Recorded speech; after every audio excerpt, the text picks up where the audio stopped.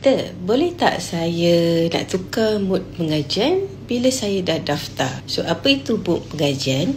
So, mood pengajian ni maksudnya awak nak tukar daripada contoh Master by Coursework, tukar Master by Research, ataupun nak tukarlah Master by Research atau by Coursework. Contohlah, saya bagi satu situasi, awak dah daftar dan daftar pula di THM.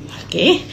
Dan daftarnya sebagai Master by Coursework. Kemudian dalam Master by Coursework ada satu subjek dinamakan Research Methodology. So dalam subjek ni awak kena carilah potential supervisor untuk awak buat satu simple proposal. Dan bila awak dah berjumpa dengan supervisor, dah berdiskus semua, supervisor mengatakan yang tajuk ni sesuai untuk skop Master by Research dan dia mencadangkan awak untuk tukar ke Master by Research.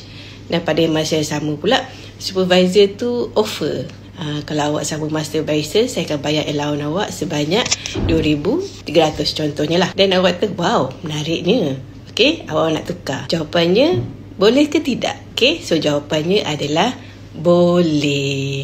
Okay, tapi hanya boleh ditukar untuk satu kali saja dalam satu tempoh pengajian. Dia tak kisah sebenarnya awak nak tukar pada semester 1 ke 2 ke 3. Boleh. Tapi bagi saya mencadangkan awak tukar pada awal, iaitu pada semester 1.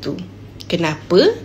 Sebab ni contohlah awak daftar Master by Research dan awak decide nak tukar Master by Course. Tapi awak buat pertukaran tu pada semester kedua. So, subjek yang diajar pada semester 1 awak kena ambil juga untuk melengkapkan kreditnya. So, macam awak bermula balik pada semester 1. So, saya mencadangkan kalau nak buat penukaran ni, buatlah pada awal, iaitu pada semester 1. Okay?